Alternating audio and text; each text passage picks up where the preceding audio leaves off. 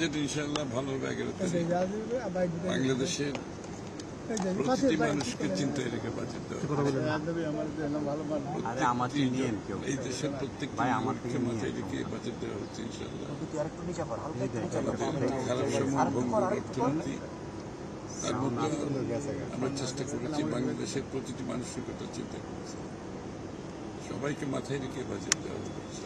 এর আগের বাজেটগুলোতে প্রচুর ঘাটতি বাজেট ছিল, আপনারা নিজেরা সমালোচনা করতেন, যেহেতু প্রচুর ঋণের বোঝা এই সরকারের উপর। প্রচুর ঋণের বোঝা, দারিদ্রতা বেড়েছে, বিনিয়োগ কমেছে,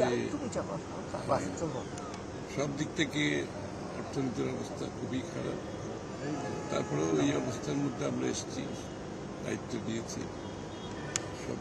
এরপরও বাংলাদেশের প্রতিটি মানুষকে মাথায় রেখে বাজেট করার চেষ্টা করছি আমরা, কারণ বাজেটের এই অর্থনীতির সকলের অংশগ্রহণ আমরা যাতে নিশ্চিত করতে পারি এবং অর্থনীতির সুফল যাতে প্রত্যেকটি নাগরিকের কাছে যায়, সেগুলো মাথায় রেখে বাজেট করার চেষ্টা করছি। এবং আশা করি এটা একটা ভালো বিগিনিং, কারণ আমরা তো খুব একটা ভঙ্গুর অবস্থার মধ্যে আছি। সেই অর্থ যেটা পেয়েছি আমরা আশা করি এটা একটা ভালো শুরু হবে। একটু সময় দিতে হবে, কিন্তু শুরুটা আশা করি ভালো হবে।